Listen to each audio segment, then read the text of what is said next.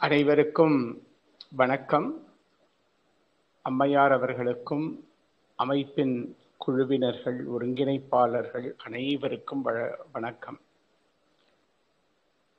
தென்மேற்கு பருவமழை ஆரம்பித்து பாண்டிய நாடு முழுவதும் வெப்பம் தணிந்து ஒரு ரம்யமான ஒரு சூழ்நிலை விளங்கிக் கொண்டிருக்கக்கூடிய ஒரு பருவ மாற்றத்தில்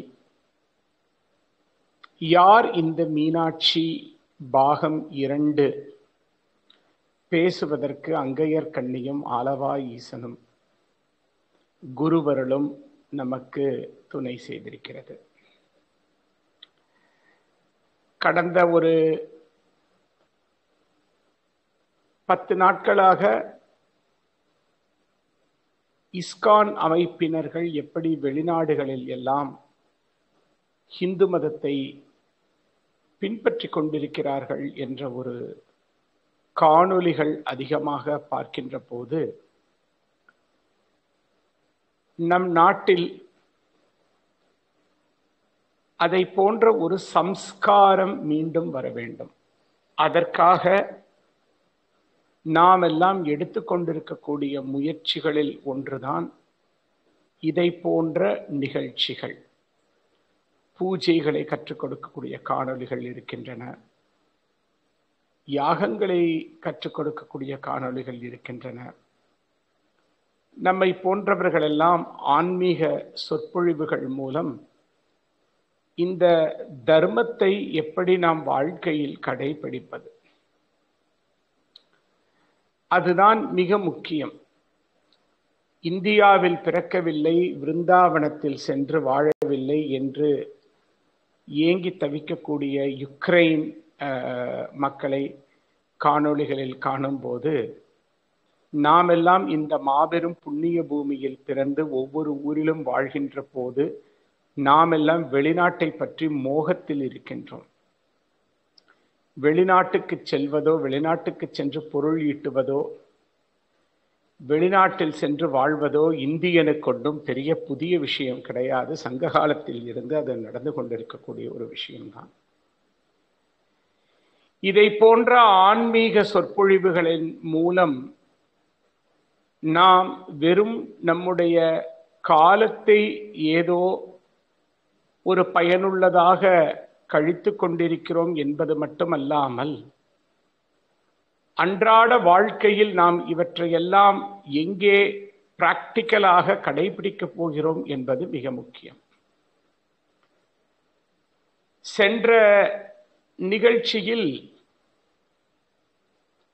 குமரிக்கண்டத்தில் ஆரம்பித்து தாய் தெய்வ வழிபாட்டினுடைய ஆரம்பத்தை பார்த்து, குமரி தெய்வ வழிபாடு, அதன் பிறகு மதுரையினுடைய உருவாக்கம், இன்றைய மீனாட்சி அம்மனாக இருக்கக்கூடிய அந்த மூர்த்தம், அதற்கு பின்னால் சில வரலாறுகள் இருப்பதற்கு வாய்ப்பிருக்கிறது என்பதை பற்றியெல்லாம் நாம் பேசினோம். அதற்கு திருவிளையாடல் புராணத்தில் வலைவீசி மீன் பிடித்த படலத்தை நாம் அந்த இடத்துல ஒரு தொன்மையாக, ஒரு தொன்மம் வரலாற்று கூறாக சுட்டி காட்டியிருக்கிறோம். இன்று சராசரி இந்த ஒரு 100 ஆண்டுகள், இன்னும் எடுத்துக்கொள்ள போனால் ஒரு 75 ஆண்டுகள், ஒரு 25 ஆண்டுகளிலே மதுரை என்றால் மீனாட்சி, மலையத்துவஜ பாண்டியனுக்கும் காஞ்சன மாலைக்கும் புத்திரகாமேஷ்டி யாகத்தில் தோன்றிய ஒரு பாலை என்ற ஒரு தகவலில் ஆரம்பித்து அவளுடைய பட்டாபிஷேகம், திக்விஜயம், திருக்கல்யாணம், அவளுக்கு உக்கிரகுமாரன் பிறத்தல், அதன் பிறகு அவள் தன்னுடைய அவதாரத்தை கணவனோடு முடித்துக் கொள்ளுதல், மக்கள் அந்த மீனாட்சியையும் அந்த சொக்கநாதர் என்ற சுந்தர பாண்டியனையும் சிவசக்தியாக வரிந்து கொள்ளுதல் என்ற ஒரு பொது புராண மையத்தை வைத்துக்கொண்டு இன்று நாம் பார்க்க போகின்றோம். அதிலே எப்படி மெகஸ்தனீஸ் போன்ற மேற்கத்திய பயணிகள் இங்கே வந்தபோது ஒரு இளவரசியை பற்றி பதிவாக்கம் செய்திருக்கிறார்கள். அதில் இந்த மீனாட்சியினுடைய ஒரு தொன்மம் இருக்கிறது என்பதை பற்றியும் நாம் பார்த்தோம். இன்று நாம் பார்க்க போவது முழுக்க முழுக்க புராணத்து மீனாட்சி. பொதுவாக இந்த தென்பாண்டி நாட்டிலே ஒரு நல்ல பழக்கமா கெட்ட பழக்கமான்னு எனக்கு தெரியாது. என்னை பொறுத்தவரை அது ஒரு கெட்ட பழக்கம். ஒரு மகன் இல்லை என்றால் அந்த தாயும் தந்தையும் ஏதோ தான் வாழ்ந்ததே வீண் என்று நினைத்து கொண்டிருக்கக்கூடிய ஒரு சமுதாயம் இன்றும் 2025 நிலவிக் கொண்டிருக்கிறது. இப்பொழுது நான் இருக்கக்கூடிய தென் மாவட்டம், இங்கு இருக்கக்கூடிய கிராமங்களில் எல்லாம் ஒரு ஆண் குழந்தை இல்லை என்றால் வரிசையாக பெண் குழந்தைகளை பெற்றுக்கொண்டு வரக்கூடிய சூழ்நிலையை நான் இன்றும் பார்க்கிறேன். அந்த ஒரு ஆண் குழந்தை பிறந்து விட்டால் மற்ற குழந்தைகளை எல்லாம் புறந்தள்ளிவிட்டு இந்த ஆண் குழந்தையை தலையில் தூக்கி வைத்து கொண்டாடி சீரழித்து வருவதையும் நான் பார்க்கிறேன். இது இந்த சமுதாயத்தின் ஒரு சீர்கேடு. பாண்டிய நாட்டிலே இதற்கு விதிவிலக்காக அமைந்ததுதான் மீனாட்சியினுடைய வளர்ப்பு. மலையத்துவச பாண்டியன் மற்ற மன்னர்களைப் போல் பாண்டிய நாட்டை அரசாள்வதற்கு ஒரு மகன் வேண்டும் என்று ஏங்க பாலா திரிபுர சுந்தரி உபாசனையை செய்யக்கூடிய காஞ்சனமாலை அன்னை பராசக்தி தனக்கு மகளாக பிறக்க வேண்டும் என்று வேண்ட அன்னை பெண் குழந்தையாக பிறந்தாள். ஆண் என்றாலும் சரி பெண் என்றாலும் சரி, இன்றைய சமுதாய சூழலில் இருவரையும் வளர்த்து எடுப்பது என்பது ஒரு பெற்றோருக்கு மிகவும் சவாலான ஒரு காரியமாக இருக்கிறது. ஒரு 30 ஆண்டுகளுக்கு முன்பு ஒரு பெண் குழந்தை என்றால் அதை ஒரு குறிப்பிட்ட அளவு படிக்க வைத்து நகை நட்டு போட்டு ஒருத்தன் கையில் பிடித்து கொடுத்தால் முடிந்து போய்விட்டது. இப்பொழுது அப்படியல்ல. நகை நட்டோடு சேர்த்து படிக்கவும் வைக்கணும், வேலைக்கு போற பொண்ணாவும் இருக்கணும். 1000 கண்டிஷன்ஸ் இந்த பெண்களுக்கு இந்த சமுதாயத்தில் உருவாக்கி இருக்கிறதை நாம் பார்க்கின்றோம். அப்போ இன்னைக்கு ஆண் குழந்தையும் சரி பெண் குழந்தையும் சரி வளர்ப்பதற்கு சவால்கள் நிறையாகவே இந்த சமுதாயத்தில் பெற்றோர்களுக்கு இருக்கிறது. நமக்கு தேவை ஆணாக இருந்தாலும் சரி பெண்ணாக இருந்தாலும் சரி எந்த விதமான பிரச்சனைகளும் இல்லாமல் அந்த குழந்தை நல்ல குழந்தையாக பிறக்க வேண்டும். ஆனால் அங்கே மீனாட்சி ஒரு அப்நார்மாலிட்டியுடன் 3வது ஸ்தனத்தோடு பிறக்கிறாள். இதை வைத்துக்கொண்டு இந்த 3வது மார்பினோடு தடாதகை பிராட்டியுடைய இந்த அவதாரத்தை வைத்துக்கொண்டு கான்ஃபரன்ஸ் நடத்தி இருக்கிறார்கள். நான் அந்த கான்ஃபரன்ஸை ஒரு 4 வருடங்களுக்கு முன்பு யூடியூப்ல பார்த்தேன். எதற்காக இதை போன்ற உருவகங்கள் எல்லாம் காட்டப்படுகின்றன? கண்ணகி ஒரு மார்பை கிள்ளி எரிந்து மதுரையை எரிக்கின்றாள். பாஞ்சாலி அப்படியே வேத வேள்வியில் இருந்து வெளியில் வருகிறாள். அங்கையர்கண்ணியாகிய அந்த தடாதகைக்கு 3 மார்பகங்கள் இருக்கின்றன. ஏன் இவற்றையெல்லாம் ஒரு இயற்கைக்கு புறம்பான ஒரு நிகழ்வாக ஒரு பெண்மையை காட்ட வேண்டும் என்று பார்க்கிற போது அதற்குள் அவர்கள் காட்டி இருக்கக்கூடிய சித்தாந்தங்கள், அதற்குள் காட்டி இருக்கக்கூடிய குறியீடுகளை எல்லாம் நாம் அங்கே பார்க்க வேண்டும்.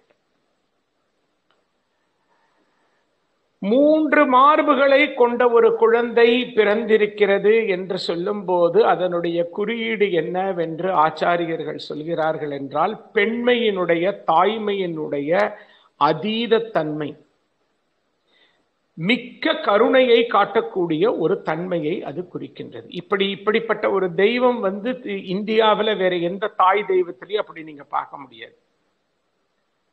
இந்த சிலையை நீங்கள் பார்க்க வேண்டும். ஒரு பேரிளம் பெண் 3 மார்பகங்களோடு தடாதகை பிராட்டியாக கையில் வேல் ஏந்தி கொண்டு பாண்டியர்களுடைய பிறைச்சந்திரனை பின்னால் வைத்துக்கொண்டு பார்க்க வேண்டும் என்றால் புது மண்டபம் என்று அழைக்கப்பட்ட வசந்த மண்டபத்துக்குள் செல்லுங்கள். மிக அற்புதமாக இப்பொழுது அந்த சிலையை பராமரித்துக் கொண்டு வருகிறார்கள்.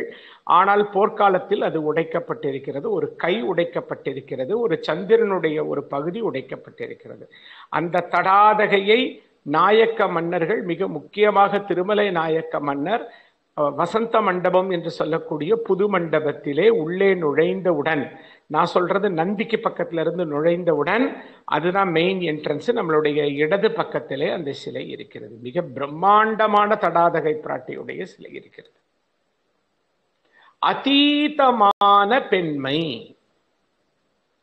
அதீதமான தாய்மை, கருணை அந்த மீனாட்சிக்கு உண்டு. அந்த அந்த அந்த குழந்தை ஒரு ஆணுக்கு நிகராக வளர்க்கப்பட்டது என்ற செய்தியை இன்று நாம் எடுத்துக்கொள்கிறோம். ஆணுக்கு நிகராக வளர்க்கறதுன்னா ஜீன்ஸ் பேண்ட்டும் டிஷர்ட்டும் போட்டுட்டு தலையை கண்டபடி வெட்டிட்டு போற பெண்கள் கிடையாது. பாரதியார் சொன்ன புதுமை பெண். ஆணுக்கு நிகரான உடல் வலிமை, மன வலிமை, ஒரு அறிவு, கல்வி, மொழித்திறன். வேலுநாச்சியாரை பற்றி சொல்லுகிறார்கள். ஹைதர் அலி வேலுநாச்சியார் உருது மொழியில் உரையாடியதை கேட்டு அதிர்ந்து போனார். எப்படி இந்த சிவகங்கை சீமையில் பிறந்த ஒரு பெண்ணுக்கு இப்படி ஒரு உருது மொழி ஆற்றல் இருந்திருக்கிறது என்று. பெண்களால் எதையும் சாதிக்க முடியும் என்பதை இந்த தத்துவார்த்த புராணத்தில் இருந்து நாம் எடுத்துக்கொள்ள வேண்டும். அதற்கு மலையத்துவஜ பாண்டியனும் காஞ்சனமாலையும் அங்கே முன்னிற்கிறார்கள். அவளுக்கு யானை ஏற்றம், குதிரை ஏற்றம், வாள் சுழற்றுதல், வில் வேல் எறிதல் என்று அனைத்து போர்க்கலைகளிலும் அவளுக்கு பயிற்சி கொடுக்கிறார்கள். இன்று நம்முடைய பல நாடுகளிலும் பெண்கள் வீராங்கனைகளாக இராணுவத்தில் பணியாற்றுவதை நாம் பார்க்கிறோம். இன்னைக்கு இந்த குழுவில் இருக்கக்கூடிய பெண்கள் எல்லாம் ஒன்று தெரிந்து கொள்ள வேண்டும். பெண்களால் செய்ய முடியும், பெண்களால் செய்ய முடியும், பெண்ணினால் எல்லாம் சாதிக்க முடியும்னு சொல்றதெல்லாமே ஒண்ணு புதுசு இல்லை. இதையெல்லாம் முதல் ஆணுக்கு கற்றுக் கொடுத்ததே அந்த தாய் தான். அதுதான் தாய் தெய்வ வழிபாடு. கொற்றவையுடைய கையில் பாருங்கள், எத்தனை ஆயுதங்களை கொடுத்திருக்கிறார்கள், எத்தனை கருவிகளை கொடுத்திருக்கிறார்கள். எல்லாவற்றையும் ஒரு பெண் தான் கற்றுக் கொடுக்கிறாள். அதைத்தான் மீனாட்சி உணர்த்துகிறாள் அந்த இடத்துல. சரி, இப்போ மீனாட்சிக்கு பட்டாபிஷேகம் செய்து வைத்தார்கள். மதுரையிலே திருக்கல்யாணத்துக்கு முந்தைய நாள் திக்விஜயம், திக்விஜயத்திற்கு முந்தைய நாள் பட்டாபிஷேகம். ராமன் என்று சொல்லுகிறோம், கிருஷ்ணன் என்று சொல்லுகிறோம், சீதை என்று சொல்லுகிறோம், ஐயப்பன் என்று சொல்கிறோம். இவர்கள் எல்லாம் அரச வம்சத்தில் பிறந்தவர்கள். எல்லாரும் அரச வம்சத்தில் பிறந்த அரசர்கள். ஆனால் அயோத்தியாவிலேயோ துவாரகாவிலேயோ மதுராவிலேயோ இவர்களுக்கெல்லாம் பட்டாபிஷேக கிரியை என்பது கிடையாது. ஒரு பட்டாபிஷேகத்தை நீங்கள் பார்க்க வேண்டும் என்றால் அது மதுரை சித்திரை திருவிழாவில் மீனாட்சியினுடைய பட்டாபிஷேகத்தை தான் நீங்கள் பார்க்க முடியும். சிம்மாசனத்தில் அமர வைத்து, அதில் ரொம்ப முக்கியமான விஷயம், பாண்டியர்கள் பராசக்திக்கு உரிய வேப்பம்பூவை தங்களது அரச பூவாக அறிவித்துக் கொண்டவர்கள், வேப்ப மாலையை அணிந்து கொண்டவர்கள்.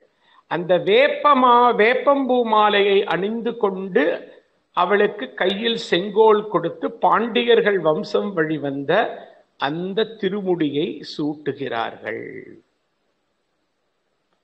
அந்த திருமுடியை சூட்டுகிறார்கள்.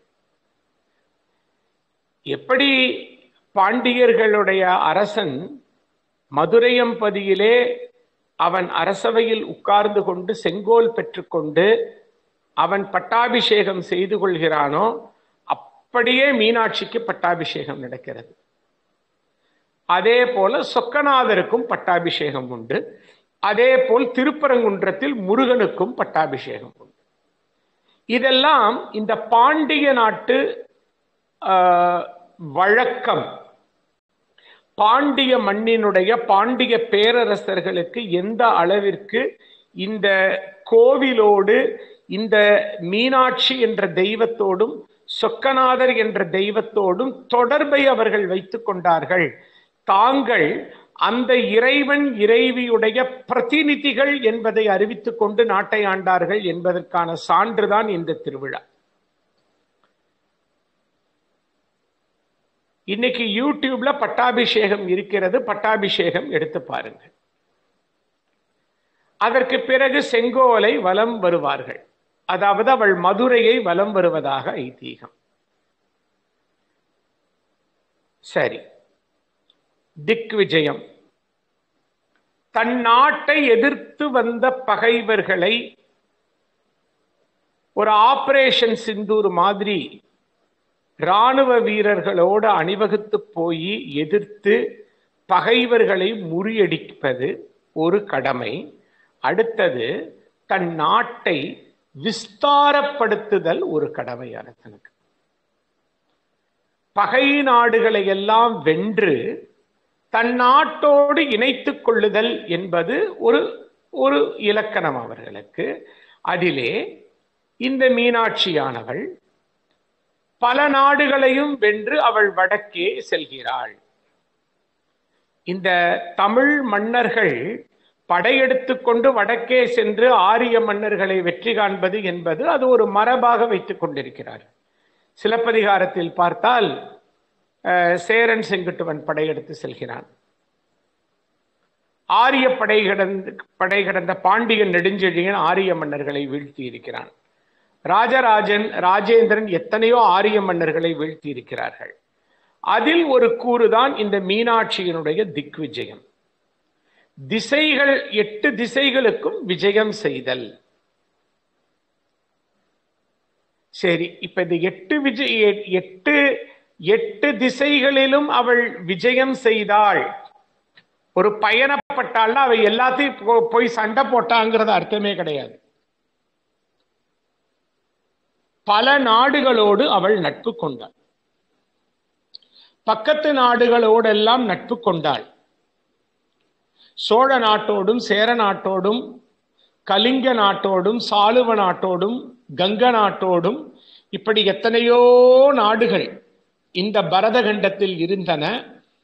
அனைத்து நாடுகளோடும் அவள் 8 திசைகளிலும் விஜயம் செய்து அவள் அமைதியோடு நட்புரிமை பாராட்டினாள் என்று நாம் எடுத்துக்கொள்ள வேண்டும். சும்மா இருக்கிறவங்களெல்லாம் போய் அடிச்சு நிலத்தை பிடிங்கன்னா அதுக்கு திருட்டுன்னு பேர். அது செய்யல மீனாட்சி. இன்னைக்கு பல நாடுகள் அதைத்தான் செய்து கொண்டிருக்கிறார்கள். கடைசியில் புராணம் என்ன சொல்லுகிறது? கைலாயத்திற்கு வரும்போது அங்கே தியானத்தில் இருந்த சிவனை அவள் பார்க்கிறாள். சிவனை பார்த்து அந்த சிவனோடு சில சர்ச்சைகள் ஏற்பட்டவுடன் அவளுடைய 3வது ஸ்தனம் மறைந்து போய்விட அவள் ஒரு நார்மலைஸ்ட் பெண்மைக்கு வர இவர்தான் எனக்குரிய கணவர் என்று தீர்மானித்து தன் காதலை வெளிப்படுத்த அந்த சதாசிவமும் அந்த சக்தியின் வடிவான அங்கையர்கண்டியை அங்கீகாரம் செய்ய மதுரையம்பதியிலே இந்த திருமணம் எங்களுடைய வீட்டார் முன்பும் பொதுமக்கள் முன்பும் நடக்க வேண்டும் என்று சொல்ல அந்த சிவனானவன் மதுரையம்பதிக்கு வந்து திருமணம் செய்து கொண்டு வீட்டுக்கு மருமகனாகவும் மாப்பிள்ளையாகவும் தன் மனைவியுடைய நாட்டை 8 மாத காலம் ஆளக்கூடிய பொறுப்பை ஏற்றுக்கொண்டு சோமசுந்தர பாண்டியனாகவும் இருந்து அந்த தேசத்தில் மக்களுடைய பிரச்சனைகளை எல்லாம் தீர்த்து ஒரு ஆண் மகனுக்கு பிறப்பை கொடுத்து இவர்களுடைய கடமைகள் முடிந்தவுடன் மூல சுயம்பு லிங்கமான சொக்கலிங்கத்திற்குள் சென்று இருவரும் மறைந்து போனார்கள், ஐக்கியம் ஆனார்கள். அதன் முதல் மதுரை வாழ் மக்கள் அங்கையர்கண்ணியையும் ஆலவாய் ஈசனையையும் தங்களுடைய அரச பிரதிநிதியாகவும் அந்த சொக்கேசருடைய வடிவமாகவும் வணங்குகிறார்கள். இது இன்னைக்கு மதுரையுடைய பலரும் பொதுவா அறியக்கூடிய ஒரு வரலாறு. இப்போ நம்ம பார்க்கிறோம், பிசிக்கலா சொக்கநாதர் கைலாசத்துல இருந்து வந்தாரா? இப்ப நம்ம பிசிக்கலா பேசிக்கிட்டு இருக்கோம். என்ன நீங்க பாக்குறீங்க வீடியோல, நான் நெத்தியில விபூதி வச்சிருக்கேன், தாடி வச்சிருக்கேன், காதுல ஹெட்போன் போட்டிருக்கேன். அப்ப பிசிக்கலா வந்தார் அப்படின்னா அவர் சந்திரன், பாம்பு, ஜடாமுடி இதெல்லாம் வச்சுட்டு மதுரைக்குள்ள வந்தாரான்னு சொல்லும் போது அங்கே நாஸ்திகம் அதை கேள்வி கேட்கிறது.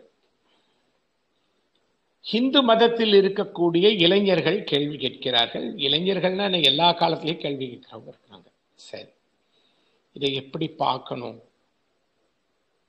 இதை எப்படி பார்க்கணும்? இவளை அரசின்னு சொல்லிட்டோம், இவள் அரசி. அப்ப அவன் யார்?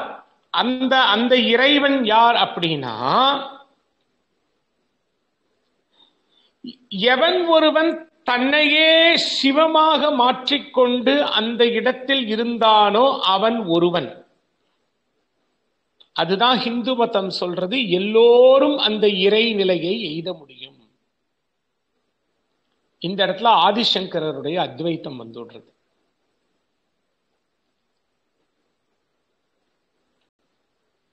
ஆதிசங்கரருடைய அத்வைத்தம் வருது. தானே சிவமாகி உட்கார்ந்திருத்தல், தானே சதாசிவமாக மாறி இருந்த ஒருவன். அப்ப நான் போன கிளாஸ்ல என்ன சொன்னேன்? ராமன், கிருஷ்ணன் இவங்கெல்லாம் மகாவிஷ்ணு என்கிற தெய்வீக சக்தியை, அதன் இலக்கணத்தை மிக அதிகமாக பிரதிபலித்தவர்கள். ஐயப்பன் என்பவர் தர்மசாஸ்தா என்ற ஐயனார் என்ற சாத்தனார் என்ற தெய்வீக சக்தியினுடைய இலக்கணத்தை, அம்சத்தை பிரதிபலித்தவர். சீதை, ருக்மிணி, மகாலட்சுமியினுடைய இலக்கணத்தை பிரதிபலித்தவர். ஆண்டாள் பூமி நாச்சியாருடைய இலக்கணத்தை பிரதிபலித்தவள். அங்கையர்கண்ணி பார்வதி தேவியுடைய இலக்கணத்தை பிரதிபலிக்கிறாள். அப்போ அந்த சோமசுந்தர பாண்டியனாக இருந்து மதுரையை இந்த தடாதகை மீனாட்சிங்கிற பேரு ரொம்ப பிற்காலத்து பேர். 7ஆம் நூற்றாண்டுல அங்கையர்கண்ணின்னு வந்துருது. அதுக்கு முன்னால தடாதகை, தடாகத்தில் தாமரை மலர் மீது அமர்ந்திருப்பவள் மகாலட்சுமியுடைய பேரு. நாகமலை புதுக்கோட்டை போலீஸ் ஸ்டேஷனுக்கு பின்னால ரோட்ல போனா நாகமலை அடிவாரத்துல அம்மையார் தாடக நாச்சியார், தடாதகை நாச்சியார் என்ற பெயரில் கோவில் கொண்டு உட்கார்ந்திருக்கிறார். தடாதகை தாமரை தடாகத்தில் தாமரை மலர் மீது தோன்றியவள் மகாலட்சுமி. பராசக்தி, பார்வதி, லக்ஷ்மி, சரஸ்வதி என்ற முப்பெரும் இயக்கமாக இயங்கிக் கொண்டிருப்பவள். எந்த பேரை சொன்னாலும் அந்த பராசக்தி தாய் தெய்வத்துக்கு தான் அது பொருள். மதுரைக்கு உரிய செல்வம். இன்னைக்கு மதுரை மாநகரத்தை திருமகள் விலகாத மதுரைங்கிறார் இளங்கோடிகள். அப்படின்னா செல்வ செழிப்பு உள்ள மதுரை. அதுக்கு காரணம் கோவில். இன்னைக்கு மீனாட்சி அம்மன் கோயில் இல்லைன்னா மதுரை ஒரு சாதாரண ஒரு ஊர், அவ்வளவுதான். ஒரு சாதாரண ஒரு ஊர். அந்த மீனாட்சி அம்மன் கோயில், அதுக்குள்ள இருக்கக்கூடிய மீனாட்சி, அதுக்கு இருக்கக்கூடிய சுந்தரேஸ்வரர்னாலதான் இன்னைக்கு மதுரை மக்கள் பல லட்ச மக்கள் அந்த கோவிலை நம்பி பிழைப்பு நடத்தி கொண்டிருக்கிறார்கள். வளையல் விற்கிறவன்ல இருந்து, முறுக்கு விற்கிறவங்கள இருந்து, சுண்டல் விற்கிறவன்ல இருந்து, மிக பிரம்மாண்டமான துணிக்கடை வைத்திருக்கிறவன் வரைக்கும் கோயிலை நம்பிதான் அங்க வாழ்ந்துட்டு இருக்கான். அப்ப திருமகள். சரி, இப்போ இந்த மீனாட்சியும் சுந்தரேஸ்வரரும் ஒரு மகனை பெற்று அவனுக்கு உக்ரபாண்டிய குமாரன் என்று பெயர் இட்டு அவனுக்கு உரிய காலத்தில் பட்டாபிஷேகம் செய்து வைத்து திருமணம் செய்து வைத்தார்கள் என்று சொல்லும் போது, நம்முடைய அரச மரபுகள்ல இப்ப பொதுவா ஆழ்வார்களுடைய பாசுரங்கள், இன்னும் அதுக்கு முன்ன ஆழ்வார் பாசுரம் கூட நான் போகல, சங்க இலக்கிய பாடல்களை எடுத்து பார்த்தா அரசனையும் இறைவனையும் ஒன்றாக பார்க்கக்கூடிய மரபு தமிழ் மரபு, இந்திய மரபு. இமயவரம்பன் நெடுஞ்சேரலாதனை பாடும்போது, நீ இமயத்தில் இருக்கக்கூடிய பத்ரி நாராயணனே சேர நாட்டுக்கு வந்து இமயவரம்பன் நெடுஞ்சேரலநாதனாக பிறந்து என் மக்களை காப்பாற்றி கொண்டிருக்கிறாய் என்று பாடுகிறார்கள். மன்னனை முருகனாக பார்க்கிறார்கள். இதெல்லாம் எப்படிப்பட்ட மன்னர்களை? மக்களின் நலம் அந்த மன்னனுடைய உயிர் நாடி.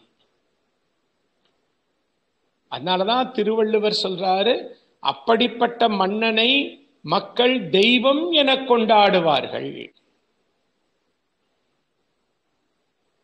இப்போ அந்த உக்ரகுமாரனை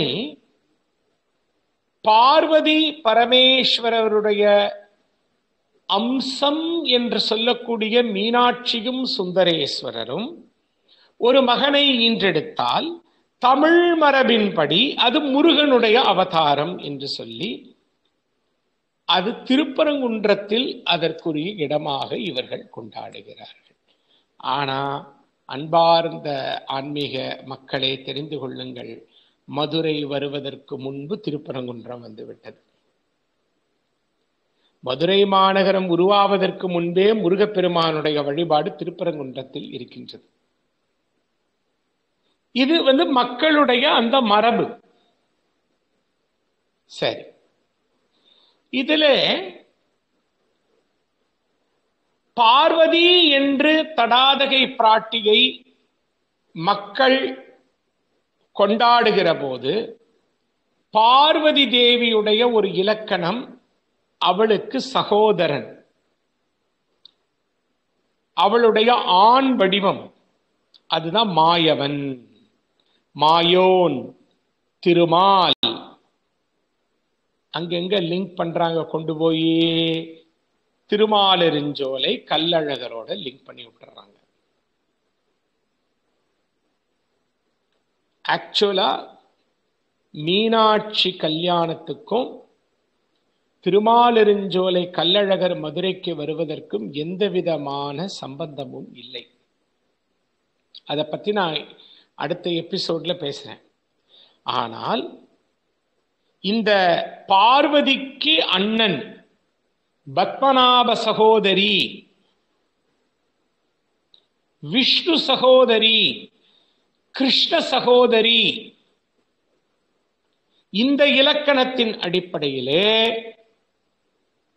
திருப்பரங்குன்றத்தில் இருக்கக்கூடிய குடைவரை கோயிலுக்குள் இருக்கக்கூடிய பவள கனிவாய் மாயவன் பெருமாள் மீனாட்சியுடைய திருக்கல்யாணத்தின் போது அங்கிருந்து எழுந்தருளி அவளை தாரை வார்த்து கொடுக்கின்றார்.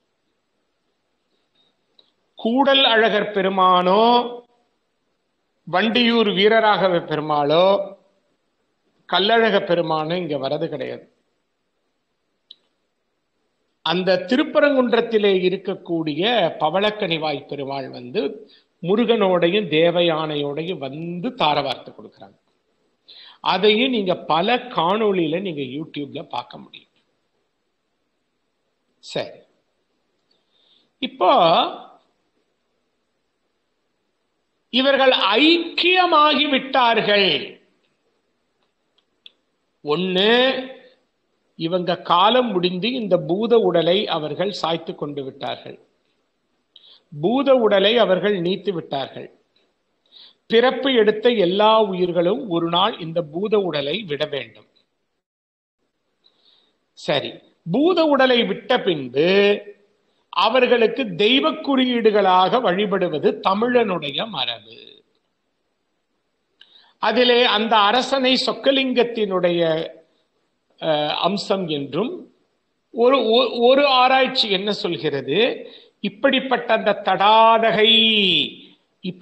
அந்த தடாதகை என்ற அரசி அவளுடைய காலத்திற்கு பின்பு மக்கள் இந்த மீனாட்சியை செய்திருக்கலாம்.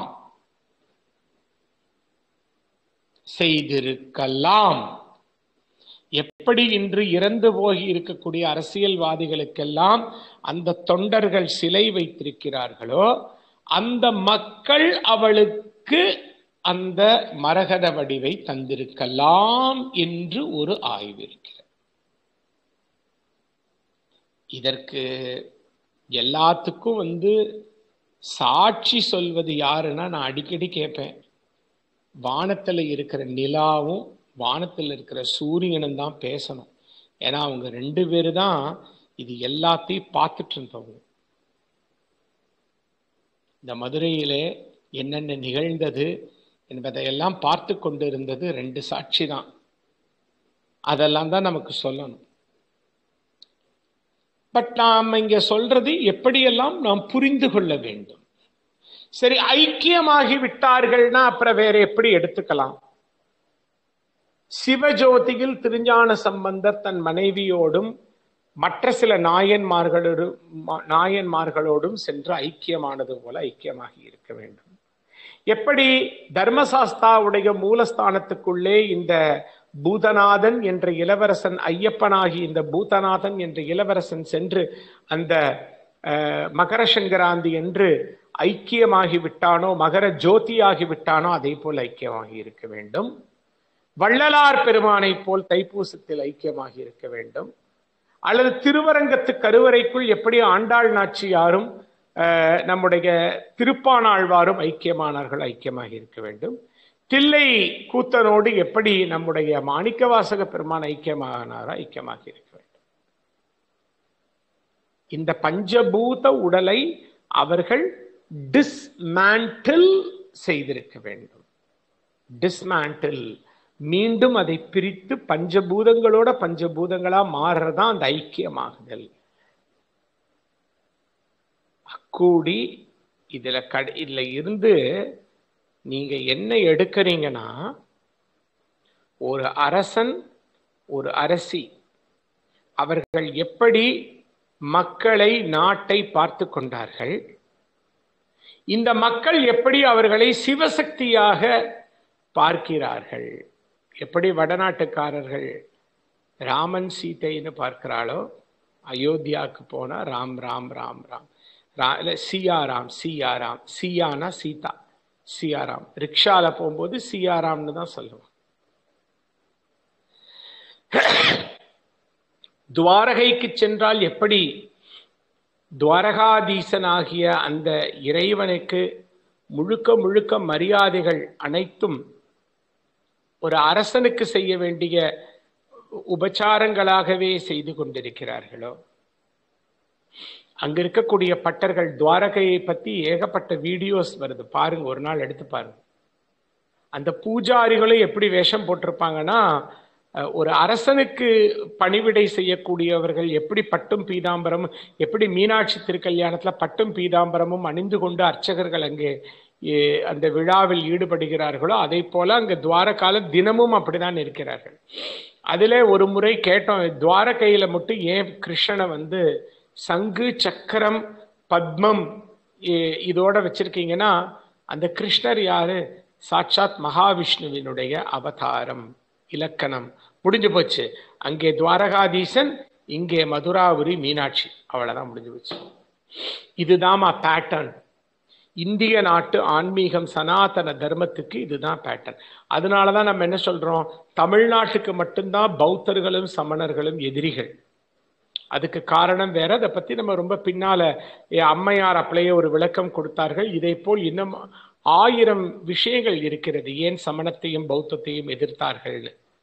அது மதுரையிலே சமணத்தினுடைய வீழ்ச்சி என்பது மிக முக்கியமான நிகழ்வு.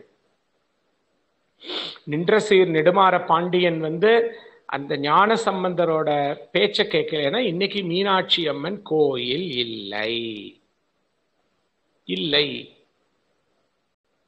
அதே போல் மாலிகாஃபூருடைய படையெடுப்புக்கு பின் விஜயநகர சாம்ராஜ்யம் குமாரகம் மன்னன் அவர்கள் மதுரையை மீட்டெடுக்கவில்லை என்றால் இன்று மதுரை கேட்டுக்கொள்ளுங்கள் ஒரு சாதாரண ஒரு ஊரா இருக்கும், அவ்வளவுதான். மேபி அங்க ஒரு திருப்பரங்குன்றம் இருக்கு, இந்த பக்கம் ஒரு அழகர் கோயில் இருக்கும், அவ்வளவுதான்.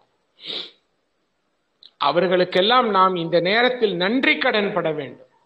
அவர்களெல்லாம் எப்படி இந்த ஊரை மீட்டெடுத்து பாண்டியர்கள் உருவாக்கிய கோயிலுக்குள் மீண்டும் அங்கையர் கண்டிகை 40 ஆண்டுகளுக்கு பிறகு அங்கையர் கண்டிகை கொண்டு பிரதிஷ்டை செய்கிறார்கள். 40 வருஷம் மீனாட்சி மதுரையில் இல்லை, ராமநாதபுரத்தில் இருக்க. ராமநாதபுர சமஸ்தானத்தின் பாதுகாப்பில் இருக்கிறாள் அன்னை. அப்போ அந்த ஐக்கியமானவுடன் மக்கள் அவளை தெய்வம் ஏற்றி பார்க்கிறார்கள். கண்ணகியை காளியினுடைய அம்சமாக பார்க்கிறார்கள். இப்போ திருவிளையாடலுக்கு வரோம். சார், இந்த திருவிளையாடல்ங்கிறது என்ன?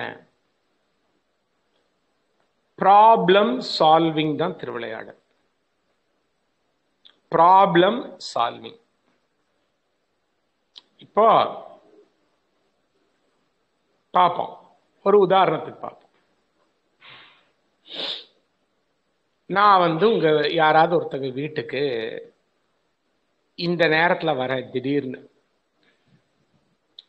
ஒண்ணுமே இல்லை வீட்டுல, எனக்கு பயங்கரமான பசி. நான் உள்ள கேட்கிறேன், ஏம்மா நான் வரேன், பயங்கரமான பசி, எந்த ஹோட்டலும் கிடையாது, ஒன்றும் கிடையாது, ஏதாவது இருந்தா எனக்கு, உங்க வீட்டில் பார்க்குறீங்க ஒரு பழம் கிடையாது, இப்பதான் மளிகை சாமானம் முடிஞ்சு போயிருக்கு, எல்லாமே ஜூன் 1ஆம் தேதி சம்பளம் வந்தா தான், வெறும் தண்ணி தான் இருக்கு.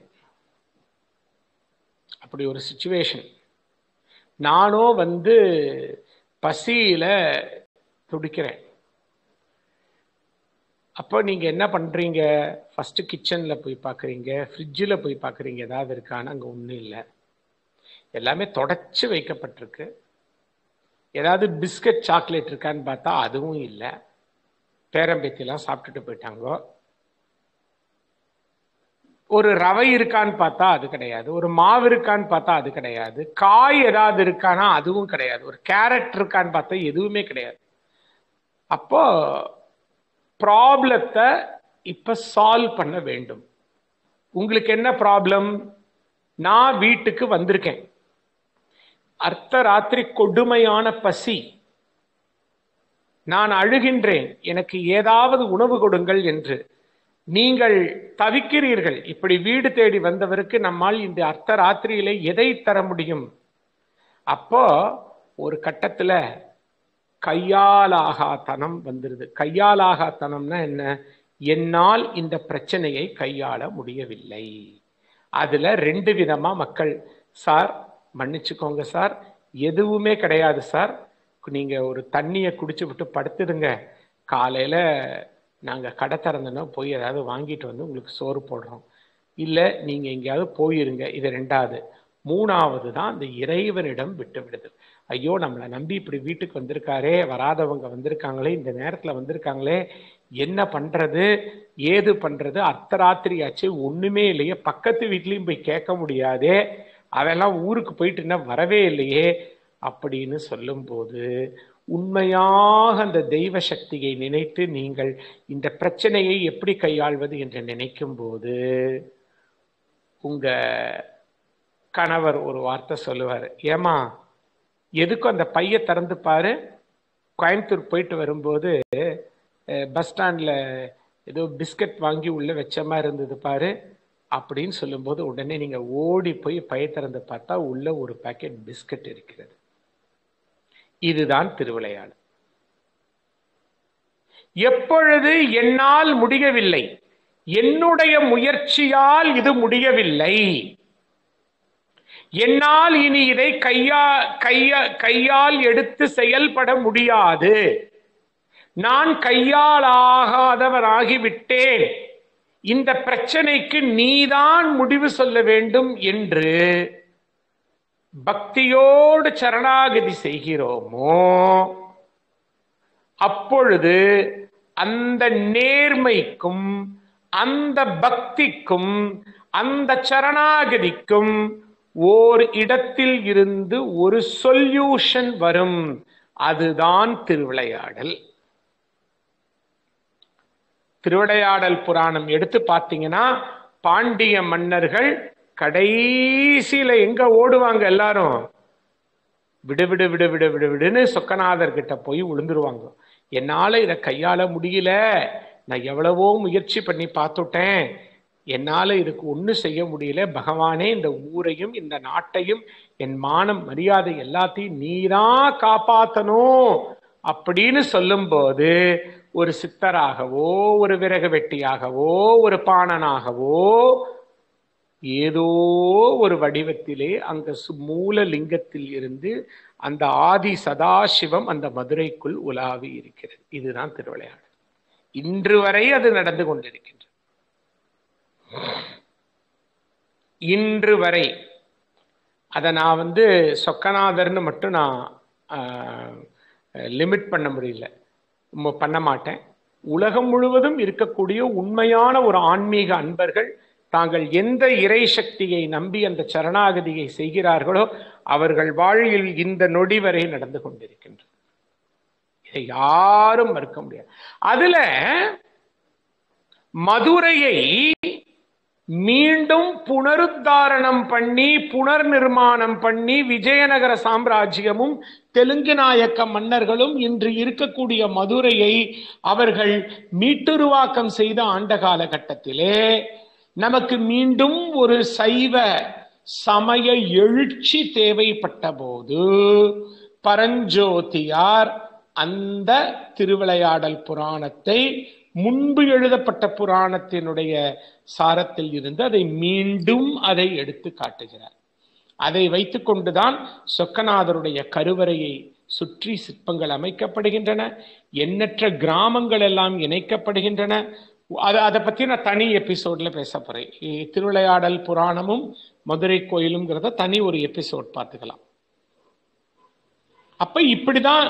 அப்போ இதுல எங்கேயுமே மீனாட்சி நேரடியா வரலையே சார் அப்படின்னா, மதுரையை பொறுத்த வரைக்கும் அங்க அம்பாள் சிவமாக மாறியாச்சு. அங்கே சிவம் சக்தி இணைந்து சக்தி சிவத்தோடு இணைந்து விட்டது. அதனாலதான் அம்பாளை வலது பக்கம் வைத்திருக்கிறார்கள். ரொம்ப முக்கியமான விசேஷம், நவராத்திரியுடைய 9 நாள் இரவு பூஜையில மிக முக்கியமாக ஒரு பிரசாதம் அந்த அர்ச்சகர்களுக்குள் வழங்கப்பட்டு கொண்டிருக்கிறது. அது விபூதி தான். அவள் அங்கே சிவமாக மாறிவிட்டாள். அவள் மகா சோடசியுடைய நிலைக்கு போய் அந்த பிந்து மத்தியால சச்சிதானந்த சதாசிவமாக மாறி இருக்கிறாள். அவள் லீலை செய்தாலும் ஒன்றுதான், அந்த சிவம் ரெண்டும் ஒண்ணுதான், ஐஸும் தண்ணியும் ஒண்ணுதான். ஆதிசங்கரருடைய உதாரணம், தண்ணினா ஐஸ், அந்த ஐஸ் மீண்டும் தண்ணியாகி விடுகிறது. அதனாலதான் வேற எந்த கோவில்லையும் இல்லாத ஒண்ணு நவராத்திரியில பாத்தீங்கன்னா, 9 நாள் நவராத்திரியில 3 நாளை தவிர மீதி 6 நாள் திருவிளையாடல் புராணத்தை அடிப்படையாக வைத்துக் கொண்டு மீனாட்சிக்கு உற்சவருக்கு அலங்காரங்கள். பலை வீசி மீன் பிடித்த படலம், குண்டோதரனுக்கு அன்னக்குழி வெட்டி கொடுத்த படலம், யானைக்கு கரும்பு, கல்யாணைக்கு கரும்பு கொடுத்த படலம், இப்படி இந்த திருவிளையாடல் புராணங்களை வைத்துக்கொண்டு அவர்கள் 6 நாளைக்கு ஏதாவது ஒவ்வொரு நாளும் ஒவ்வொரு விளையாடலை அலங்காரம் செய்து காட்டுகிறார். அங்கே லீலையை நடத்தியது சிவம், சக்தியான, இது எல்லாமே அங்க ஒண்ணுதான். அப்போ திருவிளையாடல் புராணம் இவ்வளவு ஒரு ஒரு ஒரு ஒரு பிரபலம். தமிழகத்திலே 2 புராணங்கள் மிக பிரபலமாயிருக்கின்றன. ஒன்று பெரிய புராணம், இன்னொன்று திருவிளையாடல் புராணம். பெரிய புராணம் அடியவர்களுடையது, திருவிளையாடல் புராணம் அடியவர்கள் கஷ்டப்படும் போது இறைவன் எப்படி பிரச்சனைகளை ப்ராப்ளம் சால்விங் செய்து கொடுத்திருக்கின்றான். சரி, இதுல இருந்து என்ன கத்துக்கிறோம் இன்னைக்கு? நம்பர் 1, பெண் குழந்தையும் ஆண் குழந்தையும் இரண்டும் ஒன்றுதான். அதை எப்படி வளர்க்கிறோம் என்பது மிக முக்கியம். மலையத்துவச பாண்டியன் அதை ஒரு சாதாரண ஒரு பெண் குழந்தையாக வளர்த்து யாரோ ஒருத்தனுக்கு திருமணம் செய்து கொடுத்திருந்தால் இன்னைக்கு மதுரை கிடையாது, இந்த மீனாட்சி இதெல்லாம் எதுவுமே கிடையாது. தன் மகளை அவள் ஒரு தெய்வீக பிறவியாக பார்த்து அவளுக்கு ஒரு தெய்வீக தன்மையை அவள் அடைவதற்கு அவர்கள் இருவரும் உறுதுணை செய்திருக்கிறார்கள். சரி, அடுத்தது, தான் விரும்பிய ஒருவனை ஒரு பெண் திருமணம் செய்து கொள்ளக்கூடிய உரிமையை தமிழகம் கொடுத்திருந்தது என்பதற்கு மீனாட்சி கல்யாணம் ஒரு சான்று. ஆனால் இந்த காலத்து இளைய தலைமுறை தெரிந்து கொள்ள வேண்டும், அது எப்படிப்பட்ட துணையாக இருக்க வேண்டும், அது எப்பேற்பட்ட ஒரு தகுதி உடைய துணையாக இருக்க வேண்டும் என்பதை மீனாட்சி கல்யாணம் காட்டுகின்றது. அடுத்தது, வீட்டோடு மாப்பிள்ளையாக வந்தால் எப்படி நடத்த வேண்டும். அங்கையர்கண்ணி மீனாட்சிக்கு திருமணமாகும் போது மலையத்துவச பாண்டியன் இல்லை. அப்போ மகனுக்கு மகனாக இருந்து மாமியாருக்கு ஒரு கட்டத்தில் 7 கடல் தீர்த்தத்தை கொண்டு உன் கணவனுக்கு நான் மோட்சத்தை கொடுத்து விட்டேன் என்று காட்டி 7 கடலிலும் நீராடச் செய்யக்கூடிய புண்ணியத்தை ஒரு மகனாக இருந்து சொக்கநாதர் செய்திருக்கிறார். அவரையும் ஒரு உரிய மாப்பிள்ளையாக அந்த அம்மையாரும் அந்த பெண்ணும் நடத்தி இருக்கிறார்கள். அங்கையர்கண்ணியுடைய ஆட்சி 4 மாதங்கள், 8 மாதங்கள் ஆட்சி சொக்கநாதருடையது. அவள் திருமணம் ஆகி குழந்தை பேறு பெற்றவுடன் தன் தாய் என்ற ஃபங்க்ஷனாலிட்டியை செய்வதற்கு அவள் செல்கிறாள். இதுதான் இன்றைய பெண்கள் தெரிந்து கொள்ள வேண்டும். வேலைக்கு போறோம்னு வீட்டினுடைய ஃபங்க்ஷனாலிட்டியை மறந்து கொண்டிருக்கிறார்கள். மீனாட்சி 8 மாதம் கணவன் ஆள்கிறான், 4 மாதம் அவள் ஆள்கிறாள். இறுதியிலே தம்பதிகள் சொசைட்டிக்கும் குடும்பத்துக்கும் என்ன பண்ணணும், அதுதான் திருவிளையாடல் புராணம். நம்மை நம்பி ஒரு பிரச்சனையோட நம்ம வீட்டுக்கு வந்தவங்களுக்கு நம்மனால என்ன முடியுதோ செய்யணும். அதுதான் இல்லற தர்மம்.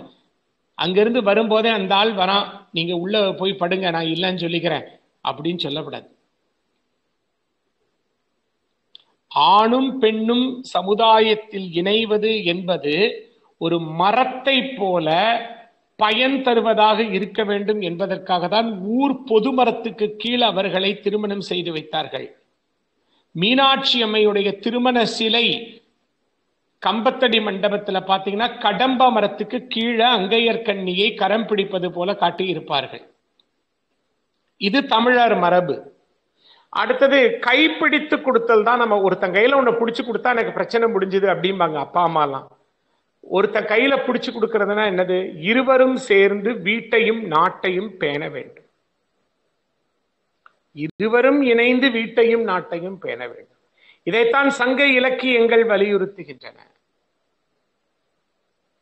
என்னை பிரிந்து செல்லாதே, என்னை விட உனக்கு பொருள் ஈட்டுவதுதான் முக்கியமா என்று தலைவி கேட்கும் போது அந்த பொருளை நான் ஈட்டி வந்தால்தான் திருமணத்தின் பலனான இல்லறத்தை நாம் நடத்த முடியும், 4 பேருக்கு நாம் நல்லது செய்ய முடியும் என்று தலைவன் சொல்லுவதாக நம்முடைய சங்க பாடல்கள் இந்த அங்கையர்கண்ணியுடைய ஊரில் பதிவாகி இருக்கின்றன. அகநானூற்றுல, கலித்தொகையில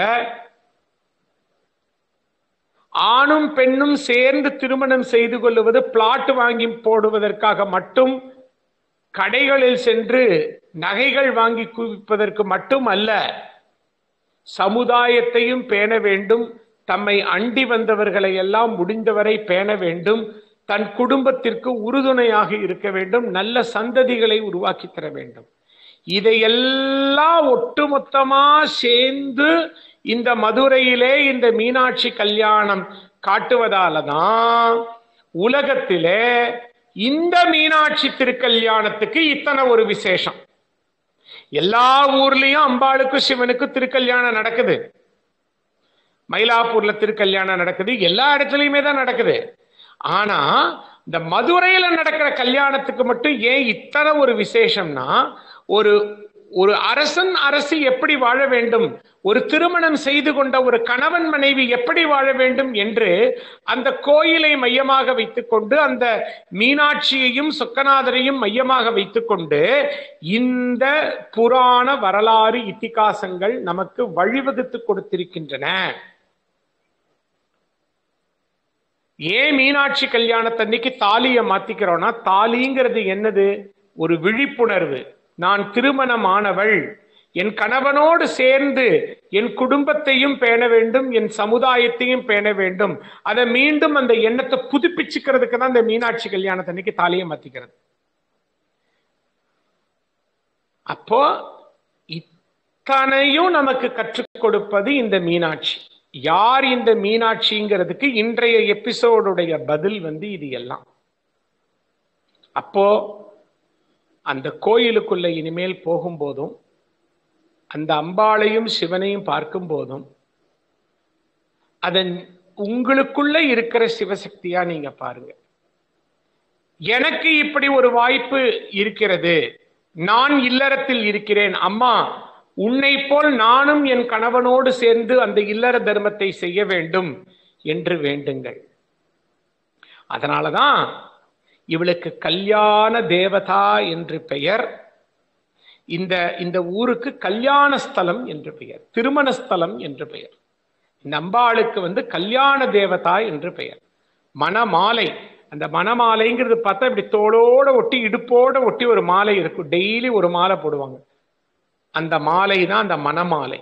மீதி எல்லாம் அலங்கார மாலை, நம்ம சாத்துறதெல்லாம் தோல் மாலை, அதெல்லாம். அந்த மணமாலையை அவள் எப்போதும் அணிந்து நித்திய கல்யாணின்னு பேர் அவளுக்கு, மீனாட்சிக்கு நித்திய கல்யாணி